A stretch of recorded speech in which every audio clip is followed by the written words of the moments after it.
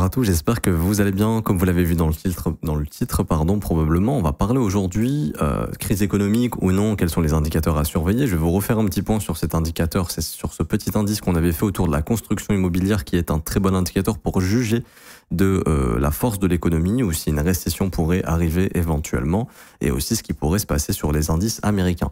Juste avant, je vous rappelle qu'on a des algorithmes qui sont mis en place à disposition gratuitement. Vous n'avez rien à payer, ces algorithmes sont rentables. On vous met tous les résultats dans le Discord. Donc là, c'est la 5e semaine d'affilée que les algorithmes vont chercher du rendement. 3,05 R sur l'algorithme SPT et 36 TP sur l'algorithme LIM pour la semaine dernière. On a expliqué comment sont conçus, enfin pas comment sont conçus les algorithmes, mais comment ils vont fonctionner. Bref, pour ceux qui veulent avoir accès à ces algos, c'est gratuit, vous conservez 100% des gains, c'est le premier lien en commentaire épinglé, ça vous ramène sur cette page, il faut juste s'inscrire sur BitGet via notre lien partenaire, vous créez votre compte sur la plateforme, vous validez votre KYC, ensuite vous avez juste à cliquer sur ce lien, option aux algos de trading 100% gratuitement, vous renseignez prénom, email, identifiant BitGet, vous cliquez sur rejoindre et ensuite vous cliquez sur ce lien, configure nos algos trading, il y a 4 vidéos à regarder, c'est dans l'ordre 1, 2, 3, 4, on vous explique tout, comment configurer les algos, les montants, le risque, comment configurer, lancer les algorithmes, les mettre en pause, les relancer, consulter les trades, consulter les gains. Bref, tout est expliqué de A à Z. Vous êtes déjà plus de 1000 à utiliser ces algos, donc n'hésitez pas à en profiter. Alors, pour venir ici sur le marché américain, je suis sur le S&P 500, donc bien évidemment un indice qui va représenter la force des marchés globalement. Les indices américains sont baissiers, globalement le monde va pas très bien. Les indices américains sont haussiers, dans le meilleur des mondes, tout va mieux.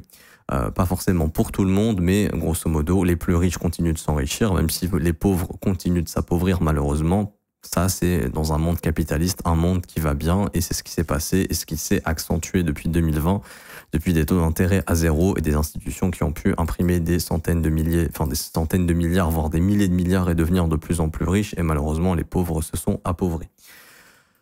Et actuellement, où nous en sommes? Alors bon, on a eu cette première vague baissière, ce rebond, cette deuxième jambe baissière, bien sûr les tarifs de Trump, etc., etc. Bon, à noter que la première vague baissière, je crois que c'était à cause de DeepSeek. Intéressant. Nous, j'ai l'impression qu'en fait, n'importe quel moyen était bon pour vendre, parce que les marchés étaient clairement, probablement surachetés à ce moment-là. Donc dès qu'il y avait une petite raison de vendre, les mecs vendaient directement et ça faisait baisser les prix, donc vendaient leurs actions, etc. Et donc maintenant les tarifs de Trump. Alors les tarifs de Trump, bon, on a déjà parlé plein de fois, oui ça peut créer de l'inflation, oui au début ça peut ralentir l'économie et blablabli et blablabla. Est-ce que c'est une bonne chose? Ça c'est le futur qui nous le dira. Moi ça m'amuse pas en fait, ça m'intéresse pas de faire des projections ou de dire un avis. Oui, moi je pense que Trump c'est un pari réussi, j'attends de voir ce que vont dire les marchés, ni plus ni moins, les marchés ont de l'avance sur absolument tout. Pour l'instant le plan de Trump il tombe à l'eau. C'est ce que dit le graphique. En gros, les investisseurs n'ont pas du tout aimé et son plan de faire pump les bonds pour faire baisser les taux et de faire baisser les remboursements du gouvernement américain tombe complètement à l'eau pour le moment. Est-ce que ça changera? Ça, on verra. Et du coup, on avait vu justement un indicateur qui est un indice de construction immobilière. Et donc, en fait, ici, c'est des actions dans la construction immobilière et on en fait un indice et on regarde si cet indice, il se comporte bien. Quand il se comporte bien, ça dit que l'économie est très forte et que généralement, il faut s'attendre à du up. Donc, par exemple, sur cette jambe baissière, on voit que cet indice ici avait déjà bottom. Et donc, on voit que sur les indices américains, alors certes, on a continué de chuter, mais les chutes étaient de moins en moins importantes puisqu'on venait juste chasser les stops à chaque fois. Et là, on s'est retourné. Et l'indice, il a eu de l'avance. C'est-à-dire que il a déjà bottom. Ici, il était déjà en train de remonter avant que le marché américain remonte. Pourquoi? Parce qu'on dit que le secteur immobilier, c'est l'un des meilleurs secteurs pour représenter l'économie d'un pays ou d'un continent ou d'une ville, peu importe. Quand le secteur immobilier va très bien, généralement, l'économie du pays va très bien. Quand le secteur immobilier va très mal, généralement, le pays va mal. Par exemple, on estime que la Chine ont des difficultés économiques et quand vous regardez leur secteur immobilier, il est en galère. Il y a eu Evergrande, faillite d'Evergrande, ils ont lancé des plans de relance énormes pour relancer le marché de l'immobilier, ils ont détruit des immeubles pour réduire l'offre, pour essayer de refaire monter les prix, bref, ils ont fait plein de trucs, mais leur marché immobilier est toujours un petit peu en galère. Et donc c'est pour ça que la Chine se permet, si vous regardez le China Money Supply, ils se permettent d'imprimer une tonne de pognon parce que leur économie en a besoin. Ils étaient par exemple, en 2020, ils étaient à peu près à 209 trilliards, ils sont à 326 trilliards. Eux, ils continuent d'imprimer, ils envoient, ils impriment. Ce qui n'est pas du tout le cas de la part des États-Unis pour le moment. parce que leur économie en a besoin. Et du coup, aux États-Unis, cet indice, pour le moment, il est en train de nous dire, ouais, ça va pas top. Ça va pas top du tout. Et d'un point de vue technique, qu'est-ce qui pourrait se passer sur le SP500? Alors, tant que cet indice continue de purger au sud, ça veut pas nécessairement dire que les indices vont continuer de baisser. Alors, le bottom a potentiellement été trouvé ici, pour plein de raisons techniques. De gros lots qui ont été chassés. On est sur le retour de la VWAP depuis ce bottom, une VWAP qui maintient les prix à chaque fois, pour le moment. Donc c'était une très bonne localisation. Donc on est revenu sur des prix intéressants. Également, fondamentalement, je ne vois pas ce qui peut nous redéclencher une grosse vague baissière, sauf si récession, etc. Mais ça, c'est pas tout de suite. Si on a une, ce sera peut-être au cours des prochains mois. Pour l'instant, il n'y a rien qui montre qu'il y a une récession imminente. On a eu les earnings de Bank of America et de Citibank. Faut regarder les chiffres des banques. Généralement, la récession arrive quand également, même les banques voient leurs revenus tomber. C'est pas du tout le cas encore actuellement. On a le marché du travail qui n'est pas du tout proche du déclin. Le chômage augmente légèrement, mais rien d'extraordinaire. On a quoi d'autre? On a une inflation qui chute plutôt bien. On a un PIB qui se maintient plutôt bien. Donc pour le moment, il n'y a pas de raison d'avoir... Il y a des raisons d'avoir une récession, peut-être dans les prochains mois, peut-être l'année prochaine, mais de façon imminente, non. Du coup, ce qui a le plus de chances d'arriver, pour moi, c'est pas la reprise to the moon, parce que là, l'indice, il n'est pas en train de nous dire qu'on va repartir to the moon, il n'est pas non plus en train de nous dire qu'on va continuer de s'effondrer. S'il continue de baisser, comme je le dis, ça ne veut pas nécessairement dire qu'on va s'effondrer. Ça va traduire, à mon avis, de la consolidation. C'est-à-dire qu'il faut se dire qu'on est en train de rentrer dans un range probablement. Ça, c'est le précédent sommet. Tant qu'il n'est pas cassé, d'un point de vue technique, il est toujours possible de continuer de baisser. Mais surtout, ça veut juste dire qu'on pourrait errer un petit peu comme ceci et ranger pendant pas mal de temps. Jusqu'à ce qu'il se passe quoi? Soit, je pense que d'ici là, ça sera réglé avant ça. Mais soit que il y ait des accords entre pays, entre la Chine, l'Europe, les États-Unis, et que les tarifs se soient faits, mais ce soit beaucoup moins agressif, et qu'ensuite on observe. Je pense que le marché va temporiser. Est-ce qu'une récession va arriver ou non? Si de plus en plus les modèles qui prédisent une récession commencent à la prédire de plus en plus rapidement et à haute probabilité, automatiquement il y a des algos en institution qui vont vendre, et ça devrait repousser le prix plus bas. Parce que s'ils estiment qu'on a une récession, ils vont devoir pricer le fait que potentiellement la Fed va baisser ses taux et qu'ils vont devoir agir et que automatiquement ça ferait baisser les prix jusqu'à ce qu'on ait un bottom et qu'on relance un cycle économique. Je vous le dis honnêtement, ça les arrangerait tous qu'il y ait une récession. Comme ça, on peut baisser les taux rapidement, on rebalance le QE et voilà, c'est reparti. En gros, on vous fait une bonne dernière chute. Hop, la Fed elle agit, on forme un bottom et on est reparti pendant 3-4 ans de hausse avec le QE de la Fed comme si de rien n'était. Je dis pas que ça va arriver, mais ce serait l'un des meilleurs scénarios, honnêtement, pour relancer rapidement les marchés. Je pense, beaucoup de gens veulent ça. Maintenant, comme je le disais, pour moi, ça a le plus de chances de consolider. Et du coup, on observe, la récession, elle arrive ou pas? Non, le PIB se maintient bien, l'inflation chute, la Fed peut baisser les taux d'intérêt, l'économie continue de progresser. Ok, le range qu'on aura formé finira par casser au nord, et là, on aura la reprise d'un marché haussier. Et puis le S&P 500 continuera de monter sur du long terme. Si on regarde, on est dans une sorte de canal à long terme. Alors ça se voit surtout sur le Dow Jones, mais je vais essayer de vous le mettre ici. Je pense que sur le Dow, ça se verra mieux. Mais voilà, on voit qu'on est plus ou moins dans ce canal. On le voit, voyez, hop. Haut de canal, haut de canal, haut de canal, bas de canal, haut de canal, milieu du canal, haut du canal. S'il y a une récession, on pourrait s'attendre à revenir chercher le bas du canal. D'ailleurs, ici, il y a la EMA 400. Oui, je sais, c'est beaucoup. EMA 400 weekly, mais qui serait une parfaite target de bottom sur le marché américain. Ce serait autour des 4000 points éventuellement sur le SP500. Bon, là, actuellement, on a bottom à 4008. Ça, c'est si jamais on a une récession. Il ne faudrait pas s'étonner de revenir sur le bas du canal. Mais ensuite, la Fed, elle va nous sauver et bam, bam, bam, on remontera pour les prochaines années, probablement en haut du canal. Bref, ça, c'est le canal long terme dans lequel on est. À moins que le canal, à un moment donné, finisse par sauter. Bon, théoriquement, c'est un peu ce qui s'était passé ici. Il y avait plutôt un canal comme ceci. Hop. On peut voir qu'on a tenté de le casser au nord, on a échoué et cassure baissière, là, il y a eu la crise. Bref. Je sais pas si ça se répétera, ça m'étonnerait, mais bon, sait-on jamais. On serait plutôt dans un mouvement 1927 à 1929, éventuellement, si ça arrive. Mais voilà, donc c'est de se dire, est-ce que le bottom a été trouvé ici?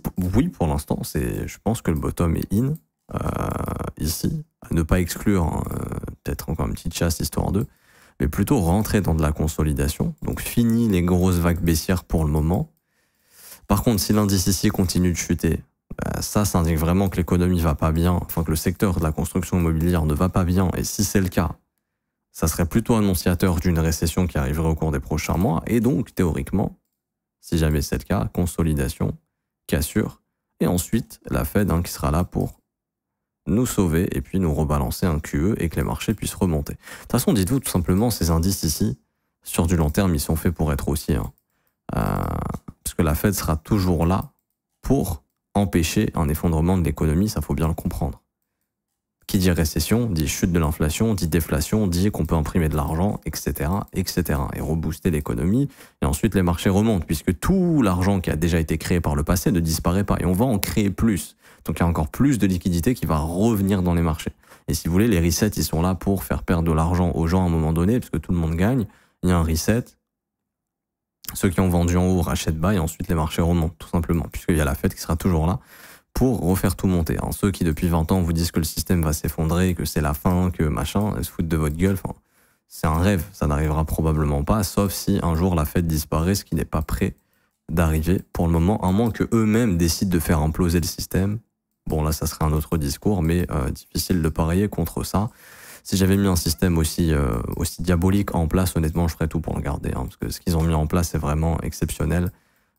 Forcer les gens à travailler plus pour gagner moins, et à se contenter de ça en leur disant non mais regarde, tu peux faire un crédit, acheter une maison et puis tout va bien.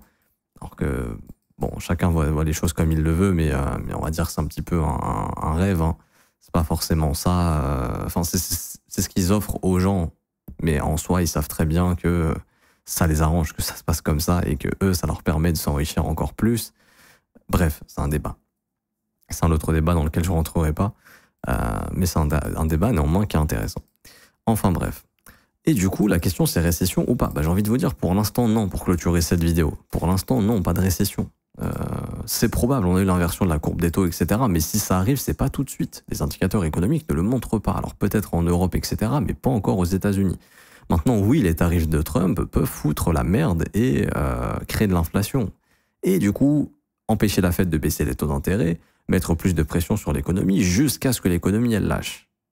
Mais ça sera au cours des prochains mois. Et cet indicateur va nous le montrer. Parce que vous vous souvenez, je vous avais déjà fait une vidéo ici sur la première baisse. Et c'était de se dire, est-ce qu'il y a une deuxième à venir? Parce qu'on était en train de perdre la MA200. Et c'était de se dire, est-ce qu'on va la repasser comme ça a déjà été fait plein de fois? Ou est-ce que ici c'est vraiment une cassure? Et je vous disais, l'indicateur, lui, il est plus en train d'indiquer que c'est une vraie cassure et qu'il y aura une deuxième jambe. Et c'est ce qu'on a eu ici. Tarif ou pas, je pense que ce serait arrivé, alors beaucoup moins violemment, mais on aurait pu très bien descendre comme ça avant de remonter, par exemple. Et là, pour l'instant, on surveillera l'indicateur. Et je ferai des updates récents, fréquemment, mais ça continue de baisser. Oui, il y a une récession qui arrive clairement. On augmente les probabilités de voir cette récession venir. Et il faudra voir si les médias ou les institutions financières essayent de nous rassurer. Donc là, toutes les institutions financières ici étaient en train de dire que la récession arrive. Si quand on se met à consolider, ils disent que c'est bon, on a évité le pire, je m'attends à ce que du coup ce soit le cas. Par contre, si pendant la consolidation, ils font que de nous dire que le dollar va continuer de chuter et que la récession arrive, là je m'attendrai à ce que ce soit pas le cas. Donc ça aussi, il faudra regarder les Goldman Sachs, les JP Morgan, les Bank of America, qu'est-ce qu'ils nous racontent? Est-ce qu'ils sont en train de nous inciter à vendre ou nous inciter à acheter? S'ils vous disent que tout va bien, c'est qu'ils sont en train d'inciter à acheter. Par exemple, petit parallèle, c'est ce qu'on voit avec le Bitcoin. Là, il y a à la télé aux États-Unis, quasiment tous les jours, il y a un mec qui vient parler du Bitcoin. Oui, le Bitcoin c'est génial. Il y a encore Eric Trump qui a été interviewé. Oui, c'est magnifique. Le Bitcoin c'est super liquide, ça peut se vendre facilement. C'est le meilleur actif financier de tous les temps, blablabla.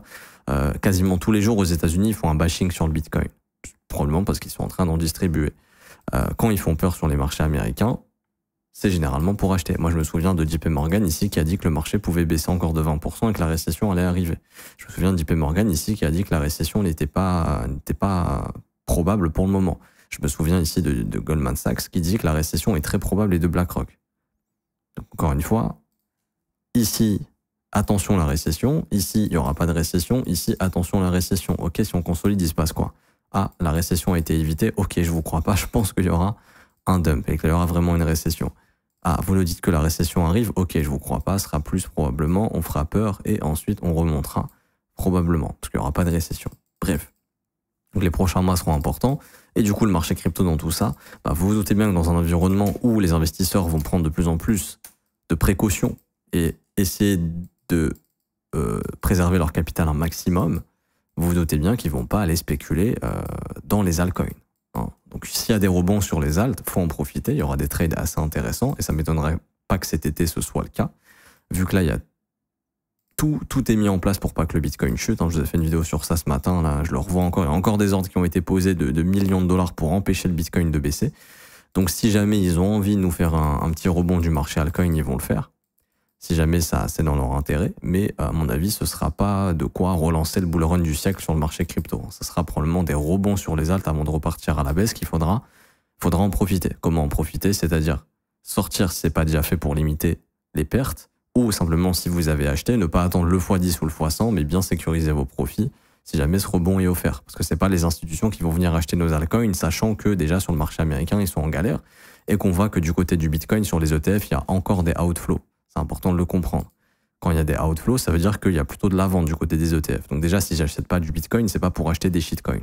Ça, c'est important de le comprendre, et que si du coup il y a un rallye, ce sera probablement un rallye de short quiz, de push un petit peu artificiel, en modifiant, enfin en décalant l'order book, etc. pour essayer de faire monter les prix et attirer des acheteurs. Mais probablement que ce sera un piège aussi si jamais ça intervient, tant que la situation économique ne s'est pas changée, tant que ça ne s'est pas amélioré.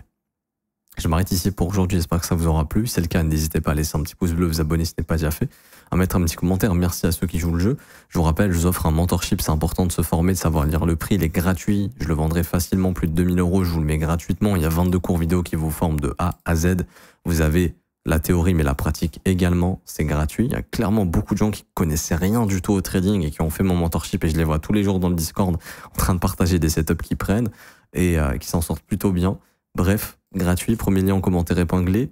Ça vous ramène sur cette page, vous vous inscrivez sur BitGet via notre lien partenaire, vous validez votre KYC, vous faites un trade d'une valeur de 100 USDT et vous serez éligible au mentorship. Le trade, ça peut juste être, vous avez 100 USDT, vous achetez par exemple 60 USDC, vous revendez les USDC en USDT et ça vous fera un trade de plus d'une valeur de 100 USDT pour être éligible au mentorship.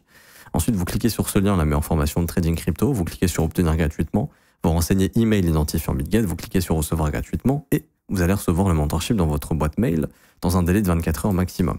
Et pour ceux qui veulent rejoindre l'école, c'est pas obligatoire bien évidemment, c'est le seul abonnement payant que je propose parce que c'est un accompagnement, il y a toute une équipe qui a été mise en place depuis des années pour s'occuper de vous. Déjà, il y a une formation qui vous est envoyée, c'est la formation de l'école, c'est la formation la plus complète. Ensuite, vous avez un accès au Discord pour poser toutes vos questions. Et les professeurs et moi-même, on est là pour vous répondre. Donc toute l'équipe est là pour vous. Et en plus de ça, tous les jours, en ma présence, vous avez des analyses en direct où je réponds à vos questions, j'analyse vos coins, on trouve des opportunités ensemble, on fait un point de marché, on parle de plein de choses, de la macro, etc. Et en plus de ça, bien sûr, c'est disponible en rediffusion si vous n'êtes pas là pendant le direct. Le prix est de seulement 49 € par mois, c'est sans engagement. Vous avez aussi des offres 3, 6 et 12 mois qui sont moins chères. Et vous avez également les témoignages des membres juste ici, si vous voulez vous faire une petite idée avant de nous rejoindre. Dans tous les cas, vous êtes les bienvenus. Je m'arrête ici. On se retrouve très bientôt. Ciao, ciao.